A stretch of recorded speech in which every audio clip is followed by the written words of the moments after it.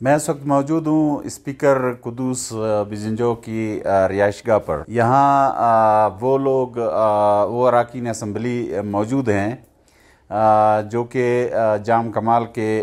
خلاف ہیں، اور انہوں نے ان کے خلاف تحریک عدم اعتماد پیش کی ہے۔ یہ اراکین گزشتہ رات سے یہاں موجود ہیں۔ پہلے انہوں نے اسمبلی میں جو ہے نا دھرنا دیا اور وہاں احتجاج کیا۔ انہوں نے احتجاج اس لیے کیا کہ ان کے بقول ان کے جو 4 عامی اراکین ہیں، جن میں 3 خواتین بھی شامل ہیں، ان کو اب سے بے جا میں رکھا گیا ہے۔ ہم ان سے پوچھتے ہیں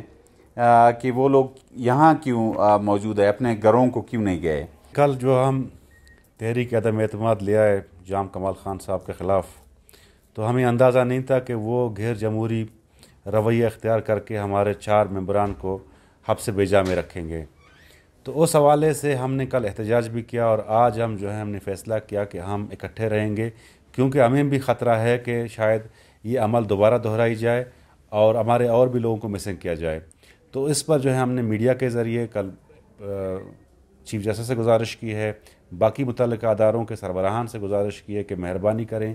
ایک جمہوری عمل کو وہ آگے جانے دیں۔ خوف زدہ نہیں ہے، اللہ کی مہربانی ہے، ہمیں خوف صرف اللہ کی ذات سے ہے، لیکن یہ ایک حکمت عملی ہے کہ ہم اس حکمت عملی کی جس طرح انہوں نے ہمارے ان دوستوں کو اور خصوصاً ہمارے خواتین کو مسنگ کیا،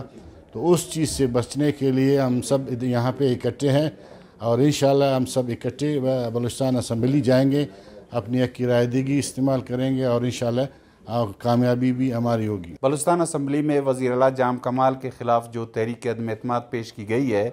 اس پر رائے شماری کے لیے 25 اکتوبر کی تاریخ مقرر کی گئی ہے، لیکن گزشتہ روز جو اسمبلی میں صورتحال تھی، اس میں جتنے اراکین موجود تھے ان میں جام کمال کے عامی ان کے مخالفین کے مقابلے میں کم تھے۔ اس صورتحال کے باعث حزب اختلاف کے اراکین کی جانب سے مطالبہ کیا گیا کہ جام کمال مستعفی ہو جائیں، لیکن جام کمال نے مستعفی ہونے سے انکار کیا، اور انہوں نے حزب اختلاف کی جانب سے 4 اراکین کو لاپتہ کرنے کا جو الزام تھا اس کو بھی انہوں نے مسترد کیا، اور ان کا یہ کہنا تھا کہ جس طرح بہت سارے اراکین اجلاس میں نہیں آئے، اسی طرح یہ 4 اراکین بھی اجلاس میں اپنی مرضی سے نہیں آئے۔